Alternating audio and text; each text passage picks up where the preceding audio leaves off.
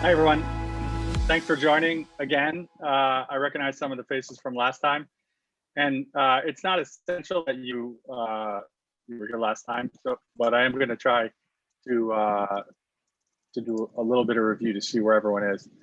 If I can figure out how to share my screen, hold on.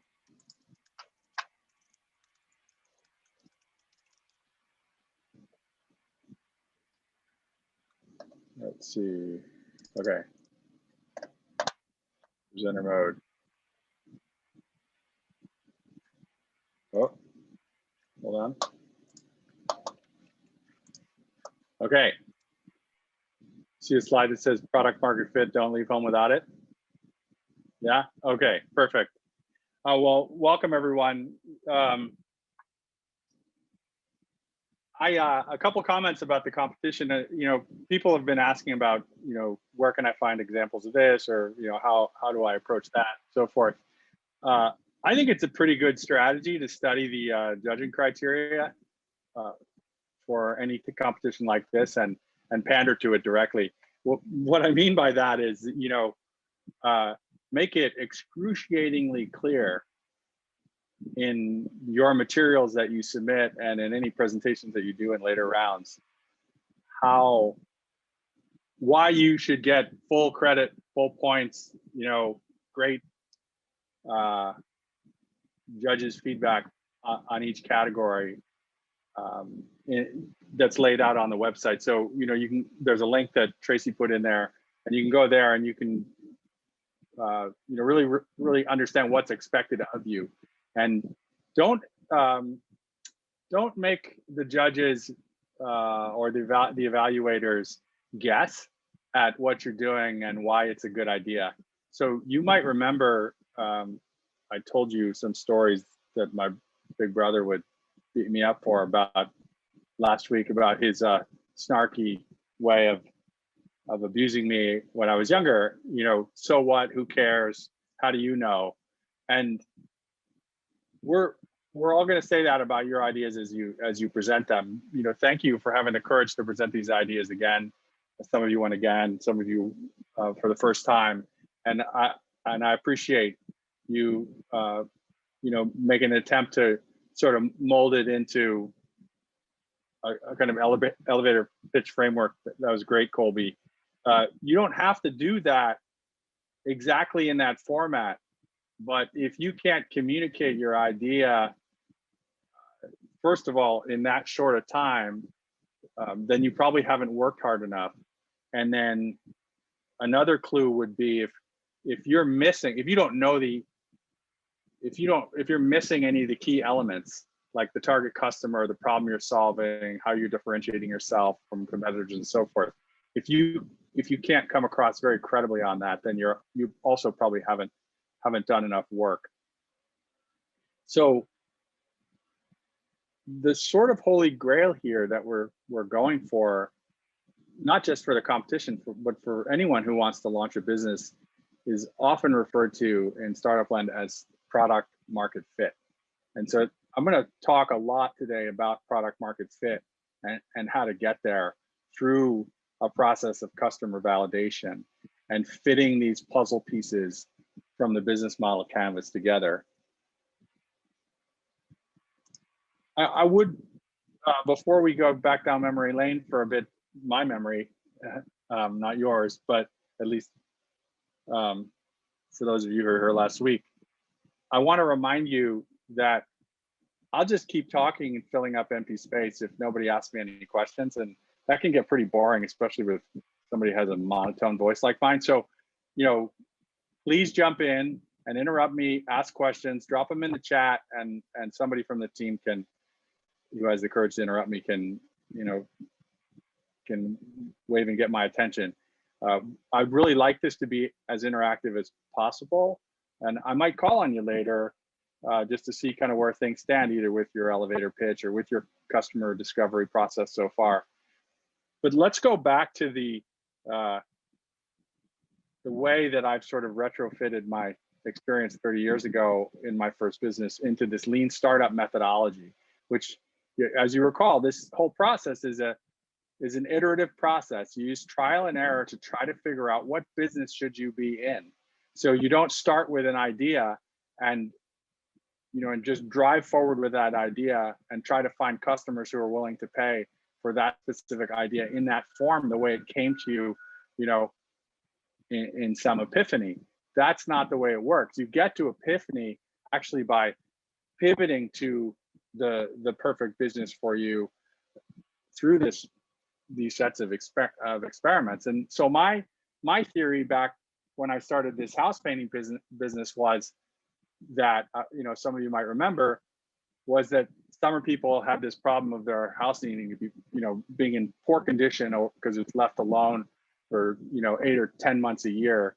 And so before I was gonna be able to embark on this business, which would involve an investment on the part of my parents and the trust of them as, I guess, as investors. It's kind of a weird way to think about your parents, but they kind of are. I needed to run a successful experiment to prove that there was product market fit, which meant that the product that I had in mind, which was a house painting business, fit the need of a customer segment, which I thought were summer people, and fit it in not just a hypothetical way, but the way that I would know that I would achieve product market fit is that someone was actually willing to open their wallet and fork over a check, although I would have been happy to take cash because I barely paid taxes back then, but for the service. So that was my theory. And then I ran this experiment, which you remember I did a letter writing campaign. And for me, the go, no go was, well, my parents aren't going to let me do it unless I have somebody who's willing to pay me. So I need to have a contract. I need to have one paying customer at least. So I ran this experiment, spent a lot of time writing letters and licking stamps, and then nervously waiting at the mailbox for responses. And I did, and I was able to secure a few responses and get one paying customer, and then ultimately had a business for many years. So the total upfront investment, the beautiful thing about that is my total upfront investment, as I recall, was around $150, which was mostly for stamps and things like that. And I wasn't counting the gas and the loan of the car to drive up there and do the estimates for those jobs. But the point is that I didn't move forward on the business with the hypothetical possibility that there would be customers out there if I developed this product and offered it to the market. I actually ran an experiment and proved that yes, in fact, there would be. And that's really the way that smart entrepreneurs, smart founders of businesses start their business. That can be scary because it means that, hey, people might not like my idea. So you already have the courage to get out there and tell us about your idea, which is great, because nobody likes to hear that their baby is ugly.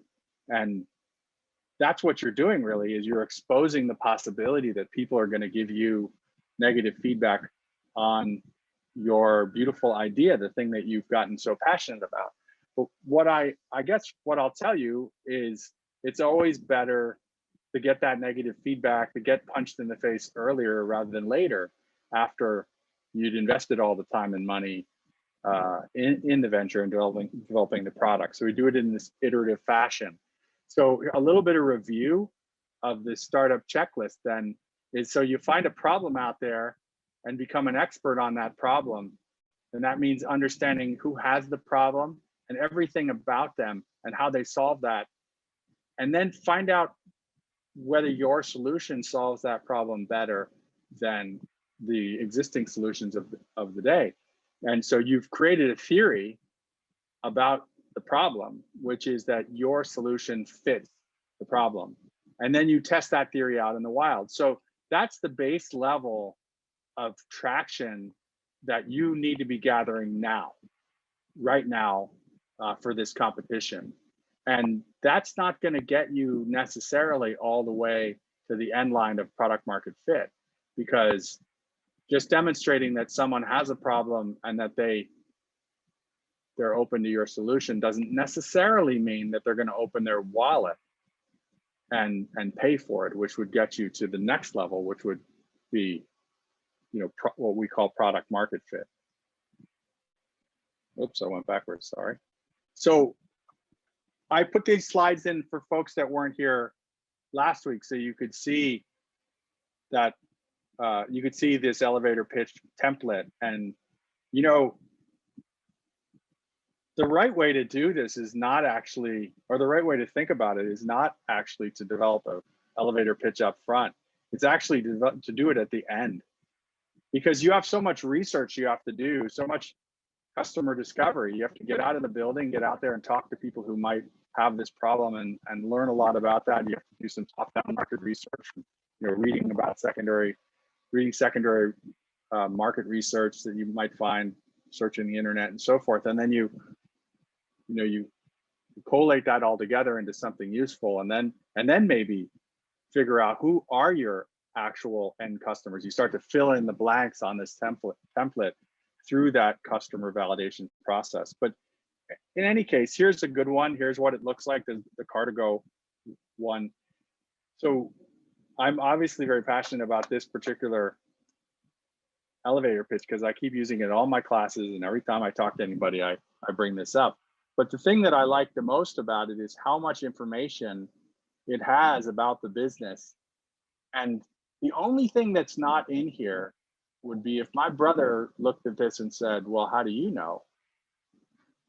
And so what you'd like to have underlying this template is direct customer discovery evidence that these things are true. So if you're Car2Go and you're the founders of the business and you think that this is a good idea to sprinkle Smart for 2 cars around a city and let people drive them wherever they want, if you think that's a good idea because it solves this problem of people who have a driver's license but don't own a car and don't have a good way of getting around and need this mobility solution, you know, would you want to invest in that fleet of cars without knowing for sure that there were people out there that were definitely going to open their wallet and pay for this service?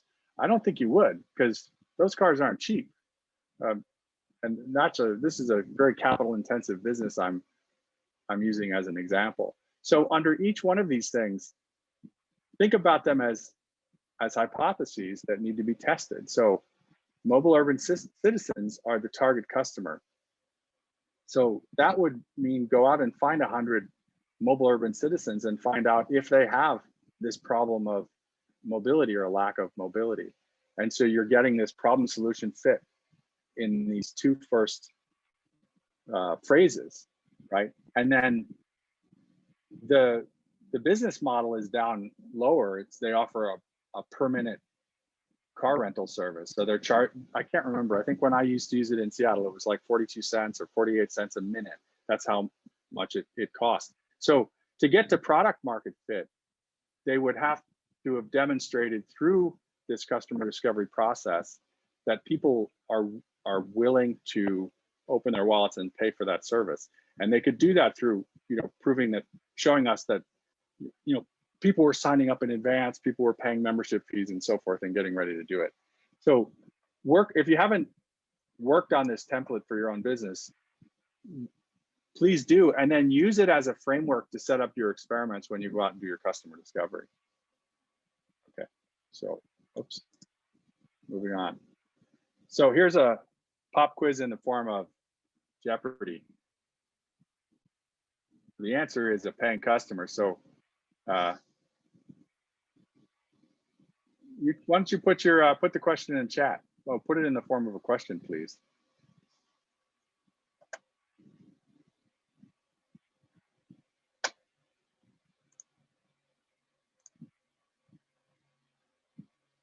I'll give you a minute to do that.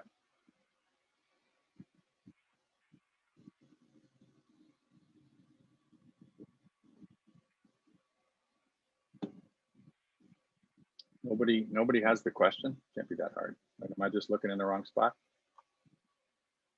Here we go. Who is the most important person in a business? What is better than a non-paying customer? What does every business need? Okay, yeah, you nailed it. Every business needs a paying customer, right? If you don't have a paying customer, you don't have a business. Even a nonprofit needs a paying customer.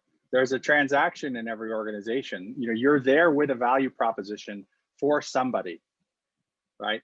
So you need to have, you need to know who those customers are.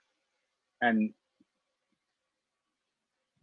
I would suggest that you think about your customers think about a dartboard with concentric circles, and every potential customer is on that dartboard somewhere, but some of them are in the center or closer to the center, and they're worth more. You know, you remember, you know, a dartboard has the points are, I don't know exactly how it works, but the points are more as you go, you know, considerably more as you go towards the bullseye. So start in the bullseye. So find the perfect customer. That's who you'd want to interview first and study their problem. And then you would move outward from that. And I'm going to tell a kind of a cautionary tale about a company called MoviePass in a second that, you know, sort of illustrates why it's important to start in the dead center and move outward. So, but first, I wanted to go back to my roots and talk a little bit about identifying the customer. So let's go back to the chat, or you can voice in if you want. And you might recognize this as the Redbox DVD rental kiosk. Some of you know that I was involved in this business. And who's the customer here? And go ahead and put that in the chat as well.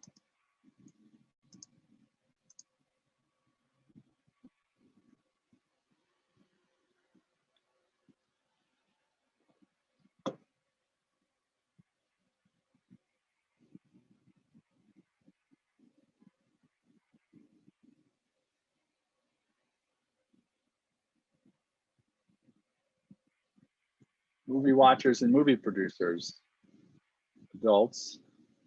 I mean, you have to rent it with a credit card, so I guess that's true. But there are kids' movies in there. Grocery shoppers, somebody who wants entertainment. Yeah. People that want to watch movies at home. Okay. Yeah. So nobody figured out that this is a trick question, and you all got the answers wrong, or wrong-ish, and I'll explain why. So for us as a business, we owned kiosks. We owned the Coinstar machine and the Redbox machine and a bunch of other things. Those were our end users. You know, that's who we were serving. I mean, that's sort of our reason for existing. But we were there by the permission. I guess our business operated under the concession of these other people, which were the property owners where we put our devices. Most of the time we put them in grocery stores. So somebody said grocery stores were our customers. That was probably the closest answer. And we also had it in drugstores and convenience stores and Walmart and so forth. And in actuality, we were in the business of serving those customers more than we were in the business of serving the end users. So the people that wanted to turn their coins into cash, or the people that wanted to rent a movie. So if what we were doing didn't drive profit per square foot for Walmart or for Safeway and so forth, then they wouldn't have let us in there, and you know, we wouldn't have ended up being the third largest video rental store or video rental company in the country. That wouldn't have happened. So you have to study your customers, and I would suggest that you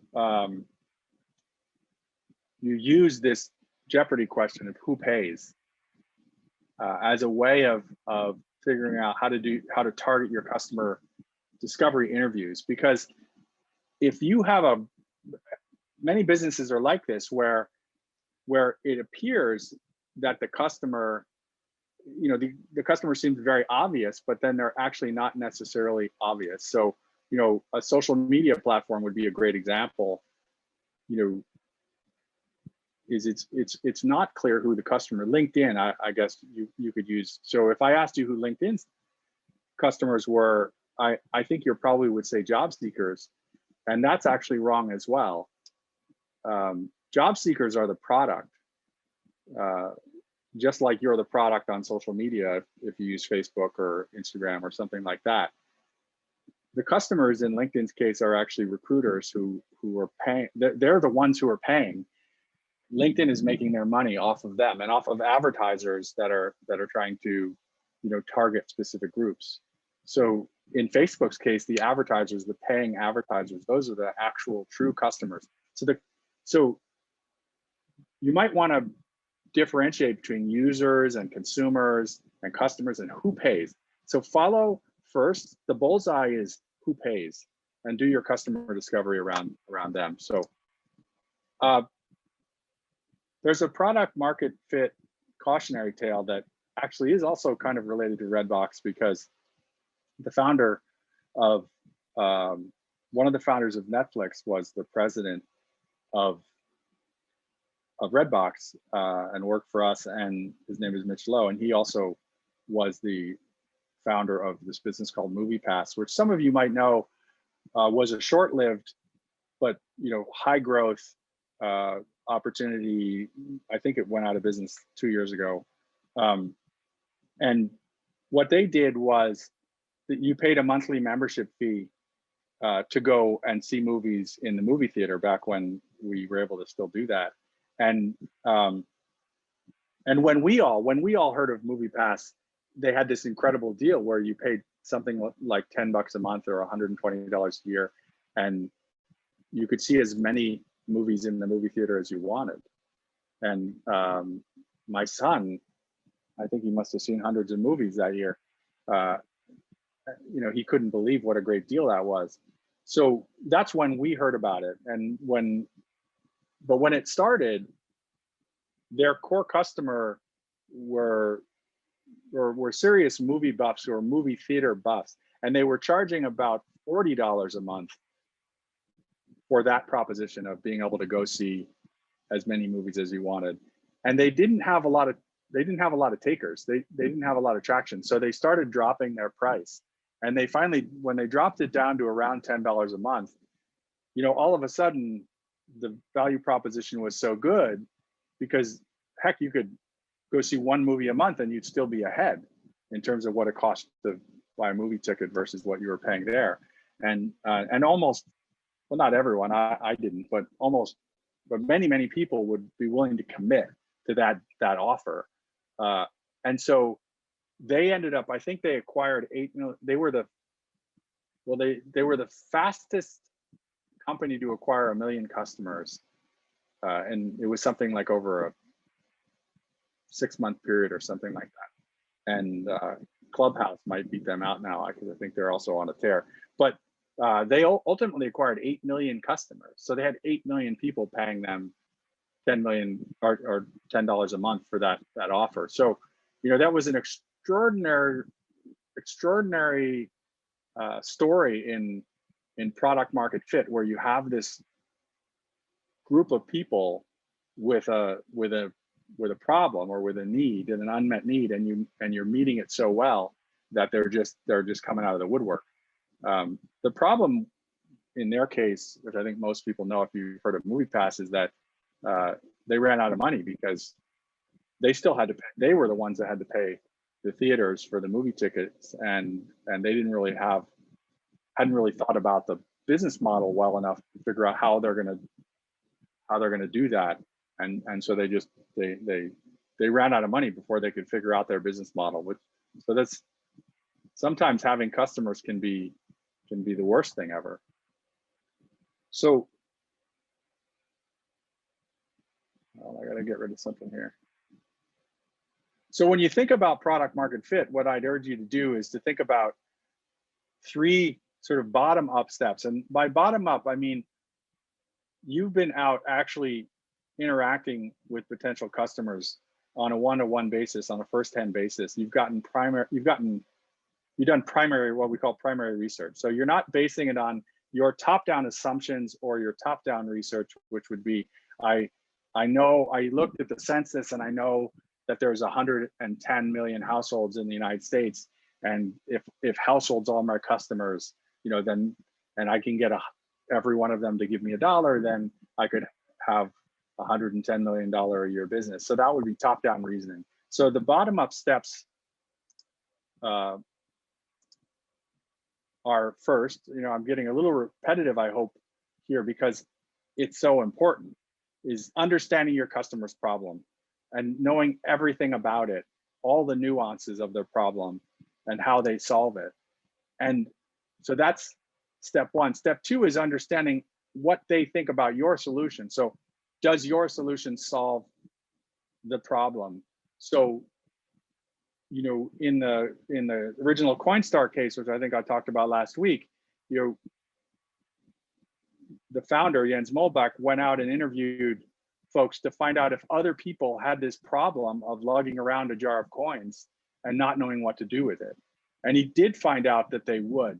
And so he found a strong problem solution fit, but he wouldn't have found product market fit until he discovered whether or not they would be willing to pay to have his solution, which was this, you know, rip-off kiosk that charges 10%. And so understanding what it would take them for the customer to actually open their wallet, that's product market fit. So if you can, in this competition, if you can provide us evidence that you understand the customer's problem, that's pretty good. If you can provide us evidence that those customers they like your solution and that they'd be willing to try it, or better to buy it, that's the best. So that would be the road to epiphany, as Steve Blank likes to say. So you're kind of flipping this idea of, you know, the light bulb moment or the eureka moment on its head. And so you're going out and discovering that eureka moment by finding out what product market fit looks like. So here's another visualization for it. You know, you have a target market, say it's you know, it's students on, you know, college students, for example, and they have a need, which is that they, you know, well, the one that always comes up in my classes is that they, you know, that the parking is terrible or that the food is terrible. And so that's their unmet need.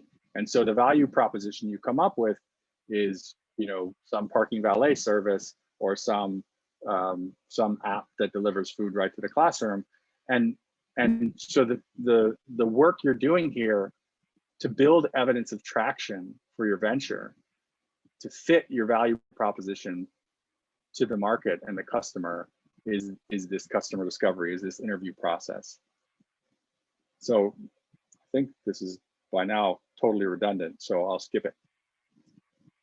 So there's some resources I've put in the last slide, and I think we're sharing the PDF with you later. And one of them is from an author named Ash Moria, and he has a website called The Lean Canvas or The Lean Stack. And so one way to think about the evolution of a startup is, you know, you're trying to discover a problem that's worth solving. And you know, you might actually start thinking that you're solving one problem and then find that you're actually solving a different problem. And that could be that, you know, you thought the problem was for, you know, men who drive BMWs, and it turns out that it's for women who drive BMWs. And so you've shifted, you've pivoted to that. So it's not that you've stopped, but you've changed your idea. And so in this early stage, you need to have a huge amount of flexibility and adaptability to, you know, to recognize opportunities to pivot. And then, and that's really where you should be focused on. So you should be asking yourself every day, is this the right problem to solve? Is this the right solution for that problem? How could it be based on what people are telling me when I interview them? How can I modify it to get a tight fit? And that's what we're looking for, that you're going to do very, very well, not just in this competition, but as an entrepreneur, if you work on this fitness, on creating this tight fit between problem and solution and product and market. And most companies die way before they get to this growth stage and this scale up stage. And the reason they die is because they don't have this fit, and they kind of put the pedal on the metal to the metal and start spending money, even though they don't have this fit. So they're doing it almost. It's more of a religious leap of faith in that case, and that's what we're trying to avoid. That's a waste of time for you, is to take that leap of faith. I mean, take that leap when you know for certain, because you've interviewed 1,500 people and they've said, yes, I will pay 10% to turn my money into my money on this goofy green kiosk. Let me pause there for a second and just see, take my breath, and also see if people understand what I'm talking about as it relates to product market fit. And more specifically, do you understand how you can apply this concept to, to creating a strong competitor for this competition? So you have any questions, or?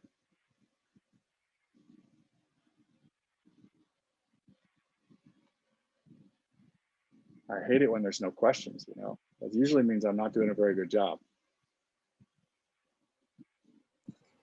Hi, I got a question, Peter. Yeah. So this model, can it also work for, let's say, a certain type of service too, as well? Yeah, of course. I mean, yeah, okay. So we use this word product, and I understand why you would take that very literally to think it needs to be, a physical product like this pen, but it doesn't. In fact, in most cases, most businesses are actually services, and if they even have a physical product, it's often secondary to the service that they're actually trying to provide. And there's many examples of that. So yeah, use those words as synonyms, interchangeably, product and service. And so there might be some differences in the way you'd approach the building a minimum viable product, which I haven't really gone into too much, but I will in just a bit. But yeah, they're the same thing. So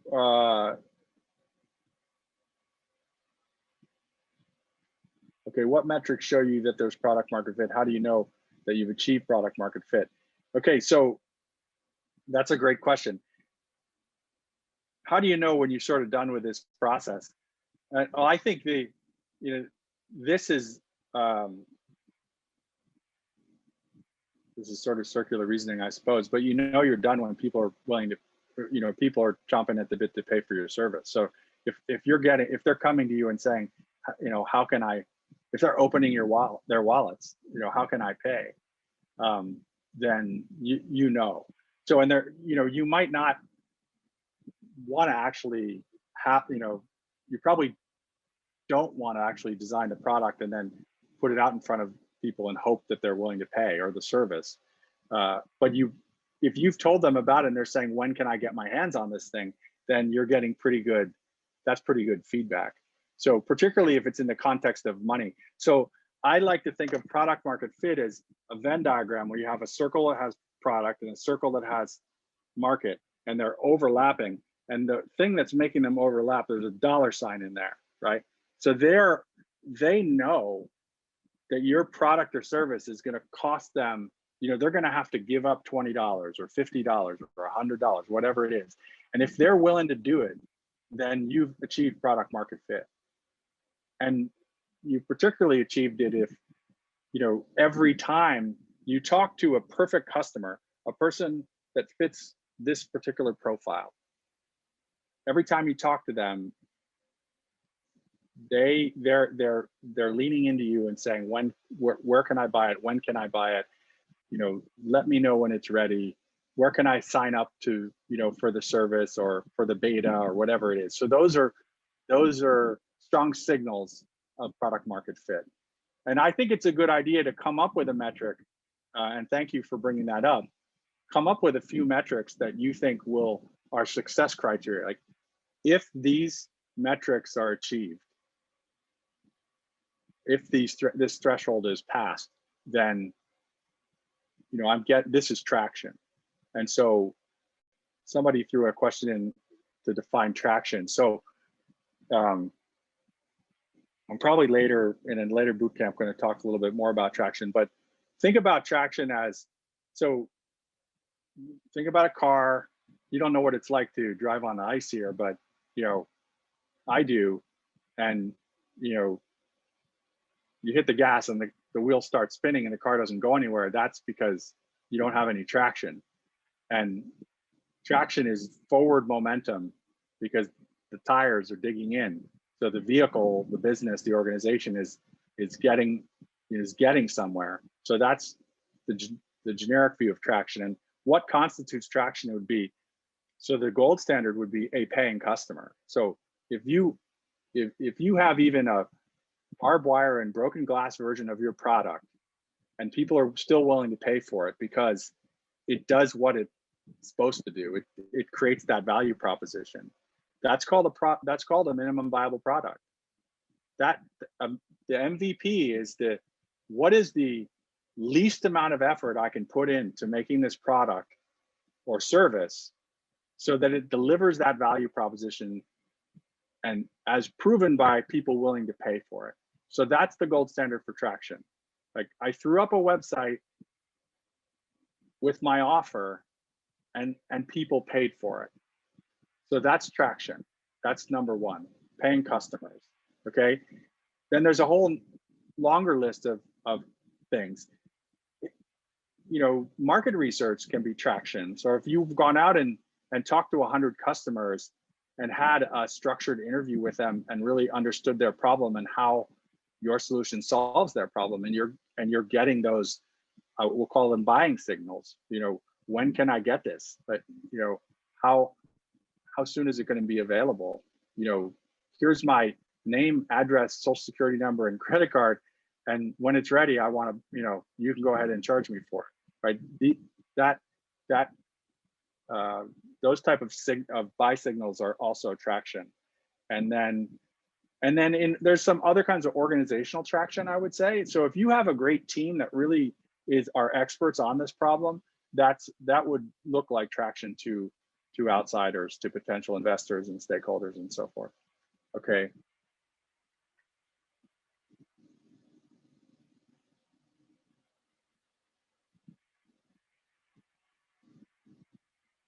How do you know if you're at the right price for the service?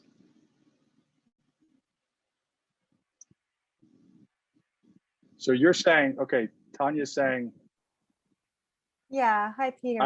You have paying customers. How do you know that that's the right price? Right. Yeah, so, okay. Yeah, there's an easy way to do that, which is to increase the price and see if people still buy. Because you're not worried. Are you worried about charging too much or not charging enough? I've actually explored both those sides since our last boot camp. So I'm saying to myself, well, they're paying what I am offering, right? And if I scale up, if I start putting stuff on, LinkedIn and so forth, and start doing other things, am I at the right price point? Should I, if I go too low, then you don't want to cheapen your services. If I go too high, then you're out of the market. Right. So then I thought, well, since you say go talk to your customers, then I thought, to make sure you have a valid problem, right, or that you're meeting that problem. Then I said to myself, well, maybe I could ask a question or two. Would you pay this? Because I've had some of my paying customers said I would have paid double what you asked for. So right. So that's incredibly strong testimonial, suggesting that you're perhaps leaving some money on the table, so on the other hand, that's kind of the customers you want, right? You want the customers to love the service and feel that they got an incredible amount of value, but you don't necessarily want, you know, to cheapen your service either. So I would say if you're up and running and you have existing customers and you know that that price point is a workable price point, and you know you're probably already achieved product market fit, but what you're trying to do is, you know, what's the optimum price for you for your service? And I would do that. I would go back to, you know, maybe some loyal customers, past customers, and survey them on price. And you can do it in an A/B format. So meaning that, you know, ask one group of customers if they're willing to pay X dollars, and ask another group of customers if they're willing to pay Y dollars. And you know that,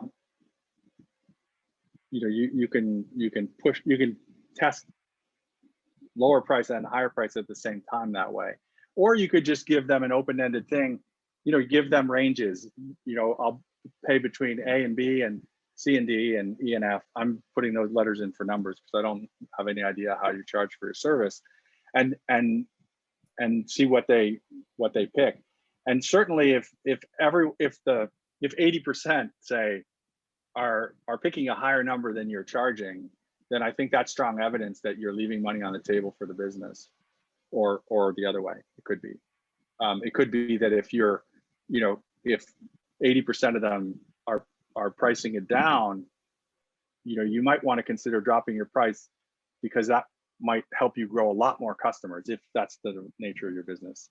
So yeah, I would do it through that kind of A/B testing, or you know, make sure that price is a question that you ask, because, and this not just for you, Tanya, but for everyone here, you're trying to get out of the land of hypotheticals, right? So if you you know, pick a reasonable price for your product based on, you know, smart thinking on your part, or, you know, market research that you did with competitors, that's great, but that's still the hypothetical land until you've actually been out in the real world and put that offer on the table and seen what happens when you throw that out there. Do people bite? Do they buy? You know, then you don't really, you're not really out into the land of facts yet. So all you need to do that. Right, Colby. You know, if your growth strategy is about acquiring users, you know, the best way to do that is to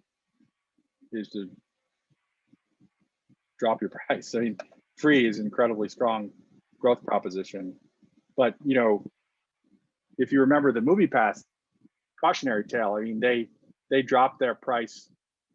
They got kind of addicted to user growth, I think, and they dropped their price below the point where they could actually, they had a viable business.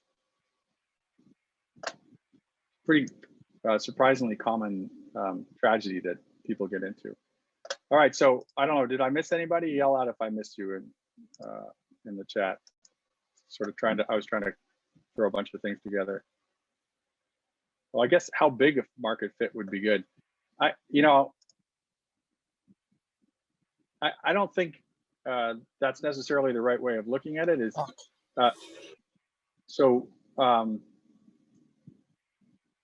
You know, if you have one customer, if you found one customer that's willing to pay that, you know, then you theoretically have product market fit. And then the next step is to demonstrate that there's other people just like that.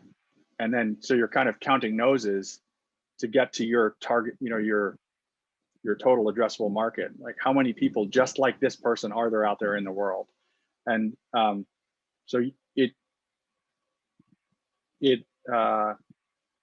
you know, bigger is better in this case, in that it'll be easier for you to grow your business if there's a lot more people like that best first customer, for sure. But it doesn't necessarily have to be a giant market to be a great business. So a few more things on this minimum viable product concept is that you don't necessarily have to build anything in order to have an MVP. So an MVP could be, a sketch on a piece of paper that you hold up in front of a customer, and it could be a description of a solution or a product that doesn't actually exist yet. And as long as you can put it in front of them, as long as you can put it in front of people and get their feedback, right? That's what we're trying to do. I strongly recommend when you do customer discovery that you do it in this iteration. So the first iteration is around problem. So you would never, as I said last week, you would never talk to about your solution in a problem interview, right? You're really trying to become an expert on the nature of the problem. Only once you knew that someone had the problem would you want to start talking about solutions and your solutions to it. So that'd be the second iteration, is to introduce the solution, right?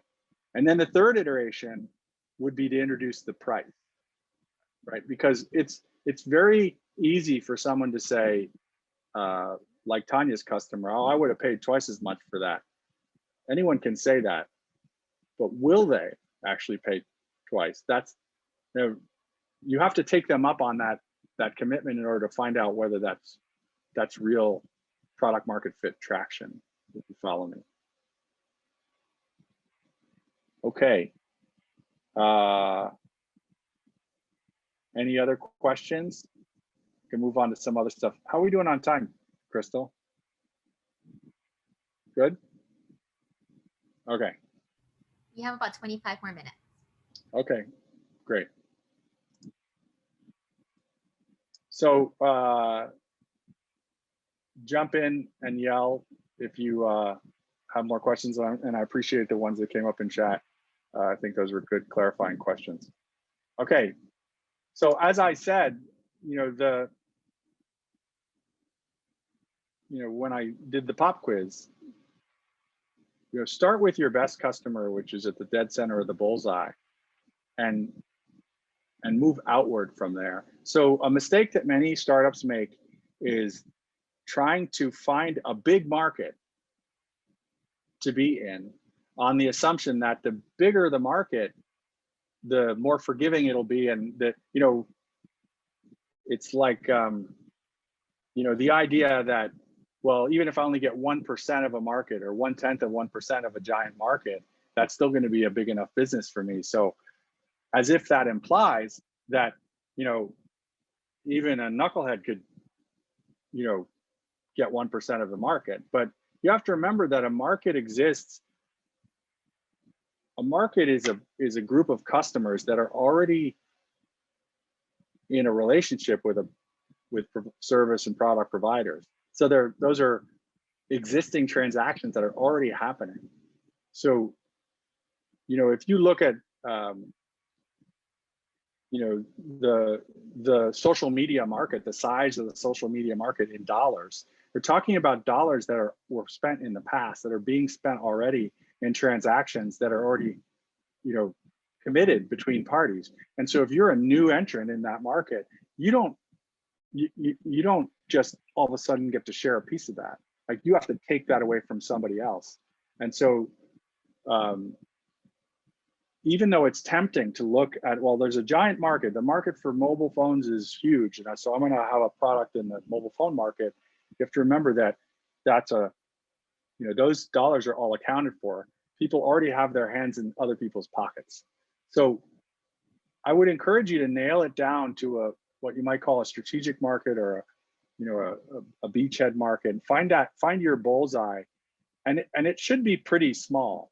Or it can be pretty small. You want it to be an actionable number, an actionable size. So the way to know whether you've narrowed it down enough is, can you physically find people, hundreds of people that are in that bullseye, right? If you can't find them, then it's probably because you're still talking about in generalities. If you're targeting, if you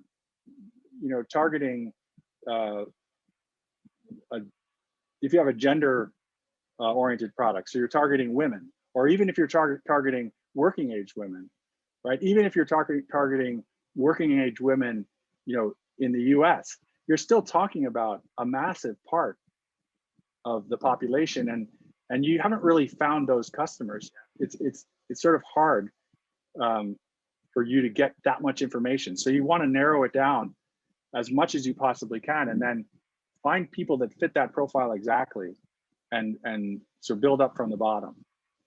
So I think this whole lean startup process, and when I think about it from a market segmentation standpoint, is really a process of finding the best customers and starting with them. And there's a whole different sort of marketing philosophy to this that I won't go into too much, but you know, one of the reasons that MoviePass went from 1 million to 8 million users so quickly is not because they spent a lot of time marketing. They in fact didn't spend any time marketing. They had a high level of virality in their product, in that their offer was so good that their existing customers felt compelled to tell everyone they could about it. And I saw this firsthand, because when MoviePass was still around and I told people, I started talking about MoviePass, like say in a class or in some seminar I was doing, people would go to their phones and go to their computers, and I could see that they were signing up for MoviePass while I was talking about it. And I was just bringing it up as an academic example. But that's a kind of virality that's very rare with products. And it's because their value proposition was so unbelievably good. You know, it was in the category of somebody telling you that there's somebody, you know, a few blocks over giving away free money right now, you know, free $100 bills. You know, you would maybe drop what you were doing and go check it out, right? I would. So it's a ridiculous offer. And in some sense, that's what we're going for here. Because if you go and find customers that are so excited about your solution that they're willing to pay even when it's not very good, even if it's in a basic form, what we call the minimum viable product, then you know you're solving a real problem. And they're very likely to tell their peers about your solution. And that's a bit of gold for a startup that's trying to grow. So, you know, brainstorm on your segments, and, you know, don't limit yourself necessarily to one segment. And because you can do this, you can test across a wide range of segments. And if you don't know what I mean by segments, what I'm talking about is when you describe the customers, put as much detail on that customer as possible. So you put demographic information, so name, their age, their gender, their height, their weight, their location. You put psychographic information, their lifestyle choices, that, you know, are they outdoorsmen? Are they athletes? Are they fitness people? You know, are they style people? So you really try to put as many characteristics as you possibly can, and then go find those people and see if your experiments are, you know, valid. You can validate your hypotheses with those groups. So some people call that customer archetypes, a customer archetype is a very detailed description of the perfect customer.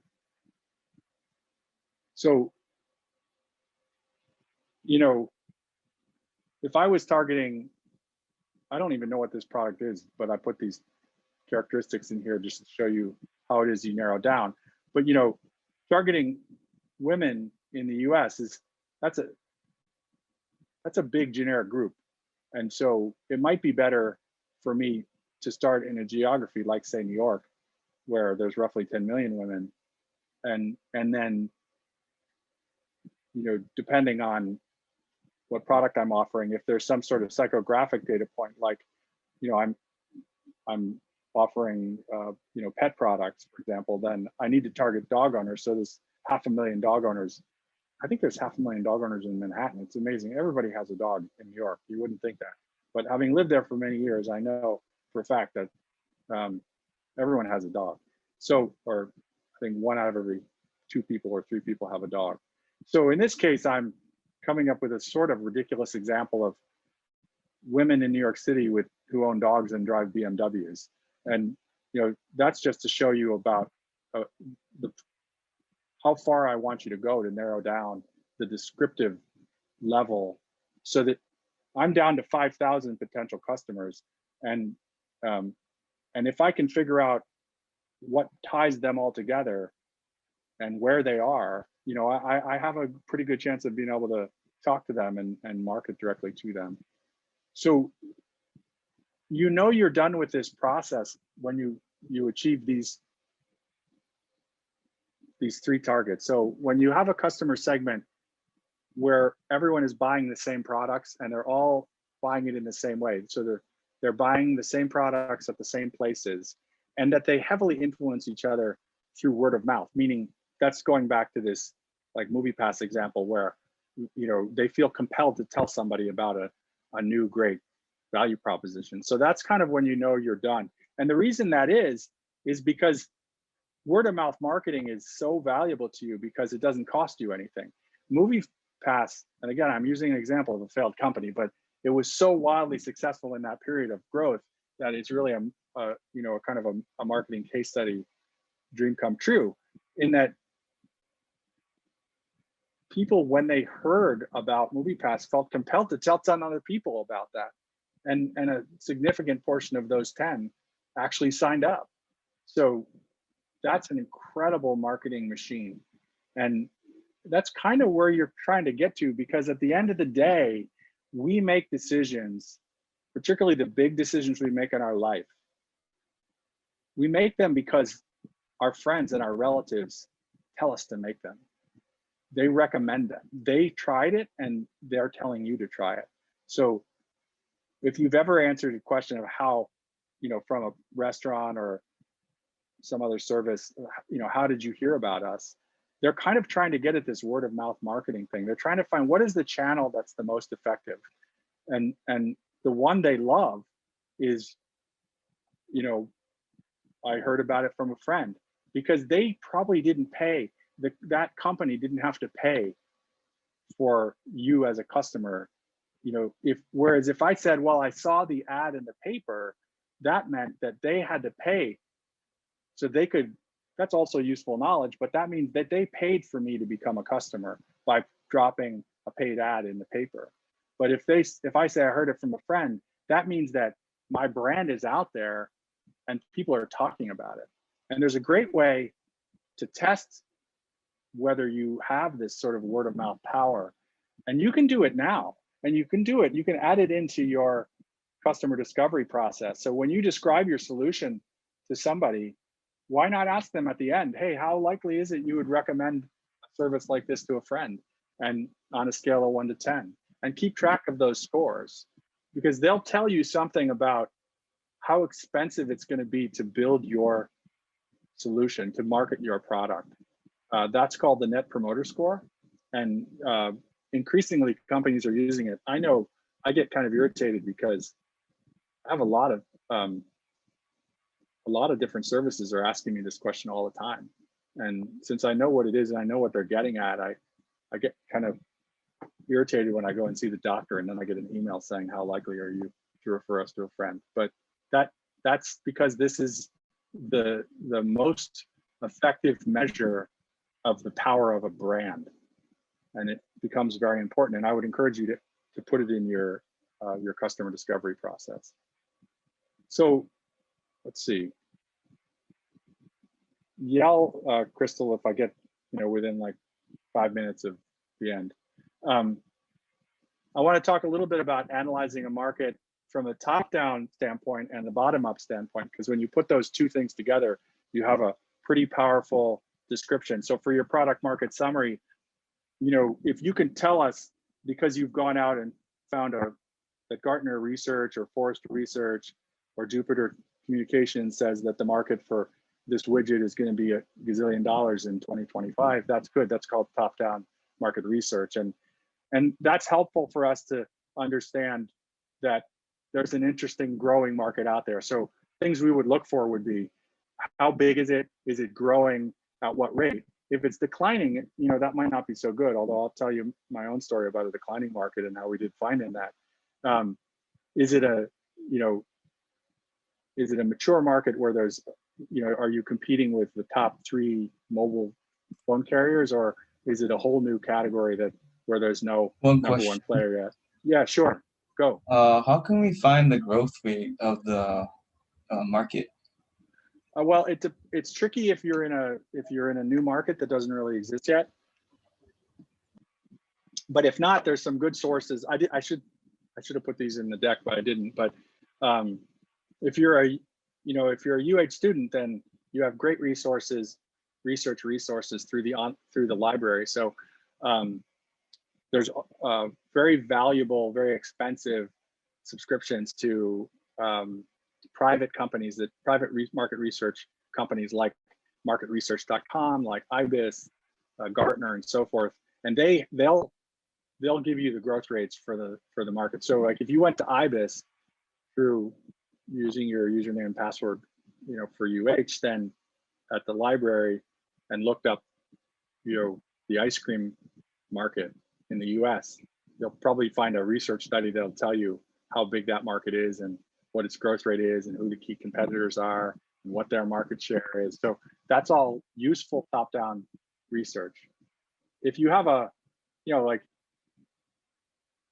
Adrian's tip clip, that won't be a defined market, I don't think, unless there's sort of like a market study on board accessories or something like that, or, you know, so it might be a little bit tricky in that case, and you kind of might have to extrapolate a bit. Does that answer your question? Yes, thank you. Okay. So chime in anytime. I don't mind being interrupted. So then bottom up is what you're doing through this. So important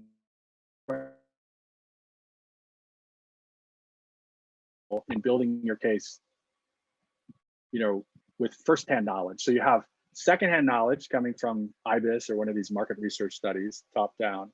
And then you have firsthand knowledge because you've gone out and talked to customers. And as an investor, I'll tell you, every day I'll take bottom up data over top down data. So, you know, if you come to me and tell me you want me to invest in your business based on your top down market research alone, I'm going to tell you, go get some, you know, go talk to some real customers, because I don't believe you. I don't believe you based on the market research, because market research is very often wrong. So if you can build a prototype, a cheap prototype, or again, a piece of paper with a sketch and good in front of a customer and get strong evidence that they were willing to pay X dollars, you know, for Y service, then that's bottom up data. And I want you to share that. So I'll give you an example from, you know, the two things together constitute traction, constitute evidence of traction, right? Here I called it market attractiveness because this is from a marketing class I used to teach. So in 2005, when we were thinking about investing quite heavily in a dying market, a dying business, DVD rental, this is the way we looked at it. So we knew that it was 12 billion, which is, you know, anything in the billion seems pretty big, but you have to remember that 12 billion, that's already in someone else's pocket. So if it's 12 billion in someone else's pocket, they're not going to give it up very easily if we come into the market too, and it's declining 5% year over year. So, but if you did something ridiculous, like say, you know, we could take 5% of that market, that's like $600 million business. And since at the time, the Coinstar business by itself was only about 150 million, like, okay, that's bigger than the business that we're in now. So we might consider that if we're trying to diversify. But I could never have sold that to our board of directors, because they would have said, what's the like about a declining market? I mean, in 2005, the CEO of Blockbuster, you know, publicly said our market is going to decline 5% a year until it's gone. And it's still declining, but it's still there. So, but what we did was you took one machine, we put it in a location in Washington, DC, we put it in a parking lot, actually, as an afterthought to another project, and to test it out. And we noticed that it was getting 75 rentals a day. The other service we were trying was a total disaster, but this one, we're seeing 75 transactions a day. And so if we extrapolate that one customer, that's like one store. So I realize there's 75 customers renting movies from that. But when you extrapolate that to like a year's worth of service, that's $50,000 a year. And since we had 10,000 Coinstar kiosks, it wasn't unreasonable for us to assume that we could put a Redbox machine next to every Coinstar machine. That was sort of believable. I could get our board of directors to believe that. And that's a $500 million business right there. So then the top down and the bottom up story kind of said $500 to $600 million business here. Maybe we should do this. And so, you know, what we did was we ended up testing, you know, 150 machines. So we spent a little bit more money based on that encouraging data to prove that model out. And then we went big and ultimately spent millions of dollars to build the business up. So we did this in gradual stages where you learn first and then you build something. So you invest after you've learned that what you're doing is worth doing. And that's, you know, the story that I'm going to keep pounding on the table about here with the lean startup methodology. And that's the story you want to tell if you want to be successful as an entrepreneur. And that's the story that you want to tell if you want to win this competition. I assure you that the thing that's going to impress the judges the most is not your not your theories about the business, but the experiments that you've run to validate that your theories have merit, that your hypotheses are facts. Okay, that's traction. Peter, you have 5 minutes. Oh, perfect. Well, I'm going to end a little early then, so we'll have time for some questions. I threw up a couple of resources here. So Steve Blank, who's the father of I guess Eric Ries wrote the book, The Lean Startup, but his professor, Steve Blank, is kind of the main evangelizer of this methodology for startups. He has an incredible resource on his website, on his blog. And I listed two segments here. One is on market research because I talked about it. And the other is just the generic tools for entrepreneurs, which is fabulous. There's also some good advice there about how to do customer interviews. One of them that I liked very much was from an organization called Startup Weekend. So start with that link at the top, and you know that's a gold mine for entrepreneurs right there. He's basically tracking everything that's out there on the internet that's a resource for any type of startup or entrepreneur. So it's overwhelming actually. So be careful what you the rat maze you get into with that. But okay, so I'm done, and my voice is almost shot. So what questions can I answer for you? Can we talk about market stage and what that is? Yeah, so a mature market, I'll start with that and I'll work backwards. So a mature market would be, if you can think of an industry and name the top 2 or 3 players in the industry right off the bat, and everyone can, then chances are that's a mature market. So, you know, if I said, you know, the market for soda, for beverages, or, you know, sugar water, you're all going to say Coke and Pepsi, right? That's because that's a mature market. It's well established. Or the mobile phone market, right? You know who the players are, right? Or the PC market, you know who the players are. So those are mature markets. So those are big, and there might be some growth, but there's probably low single-digit growth, and that most of the action is stealing customers from each other back and forth. And that's why, like, you know, all those companies run Super Bowl ads because they're trying to steal each other's customers. So then that's a mature market. That's not a bad market to be in if you have something that's truly differentiated. I mean, it can be tough otherwise. Then you'd have, say, a growth market. So that would be a market that's pretty well established, but there's, you know, but most people are not coming into that market yet. So if you think about the hockey stick growth, you know, the growth market is is growing, you know, multiple double-digit percentages every year as more and more people get interested in the products and services in that market. And that's an exciting market to be in because there's new dollars coming into that market all the time. And so if investors love growth markets because you can make a lot of mistakes in a growth market. You know, you can make a mistake with your original product or service, or you can make a mistake with your pricing. And then because there's new customers coming on board all the time, you can change it out without, you know, really destroying yourself in the process. So that's mature growth. And then, you know, I guess you could say an emerging market would be something that is quite small and new, and something that, you know, if you told somebody about the product, they wouldn't be able to say, oh, that's just like that, right? So anybody who can say like if you're comparing yourself to Uber or Lyft, or you're comparing yourself to Slack or Trello, or you're comparing yourself to Facebook or, you know, Instagram, then, you know, those are not in emerging markets anymore. Those are in, well, in all those cases I just described, those are all growing markets. So markets that are expected to be much bigger in the future. And so there's no real best place to be. Oh, I forgot about declining markets. That would be the fourth one. So that's after mature. That would be like the market for DVDs, you know, declining until it's gone. And the payphone market, you know, I don't know if there are any payphones anymore. What else?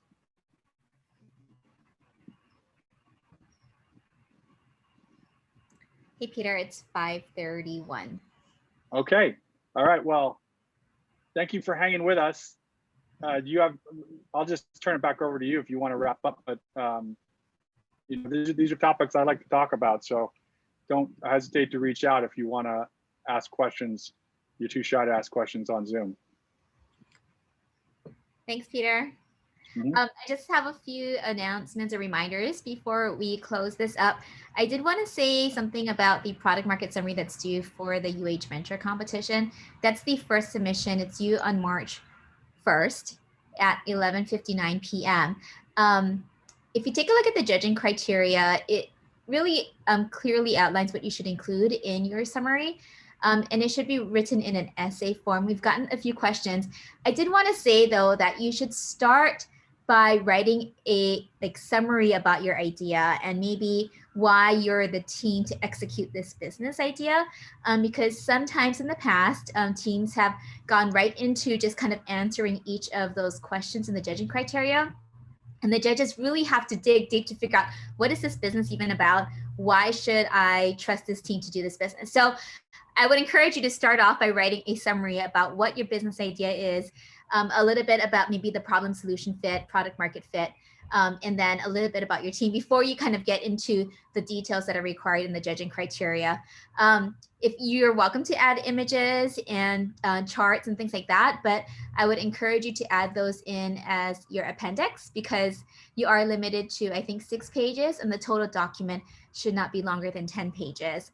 So that's just something really quick that I wanted to mention about that summary. There's a question about competing. Unfortunately, the registration deadline has passed for this year. And so hopefully you'll be able to participate in some of our other programs. I want to remind you to register for the next 2 Entrepreneurs Bootcamps that are scheduled for March. Again, create a profile for yourself and your venture on Startup Tree. Next Wednesday is that IP workshop. Make sure you're signed up for that. Then that Friday is the Entrepreneurship Live with Neil Asato, and then make appointments with their professionals and residents. But that's all I have. Oh, if I could just piggyback on that, you know, if you have an idea and you missed the competition, then, you know, take a run at Summer Startup Launchpad, which is a great program that we run, obviously in the summer, and then in the fall you have a chance in the Breakthrough Innovation Challenge. So you have a number of other entry points if you're ready to take a run at this for real. Sorry, I didn't mean to interrupt you, Crystal. No, that's perfect. Thank you for reminding everyone to consider the Launchpad program. And then you don't have to attend, you don't have to be part of the competition in order to attend these boot camps. So do encourage your friends to keep coming, and then feel free to keep signing up for these boot camps as well. Yes, Kelsey, you have a question? Yeah, so the entrance for the venture competition are closed, but we can still add on team members. So if you're already registered, yes, you can still change your team composition up until this March 1st deadline. So Okay. when you submit your product market summary online, it's going to ask you who are your competition team members, and that's going to be your official team members moving forward in the competition. We're going to list them like in our different things that we put out. So you can change up your team members up until that deadline, but after that, we ask you not to change your team members. Okay, thank you. Kelsey, are there any other questions?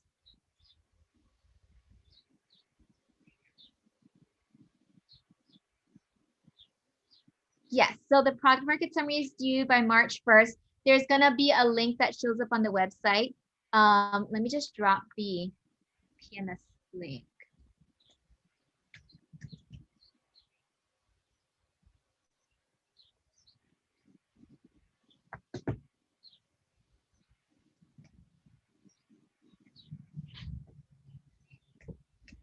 So I just dropped the link in the chat.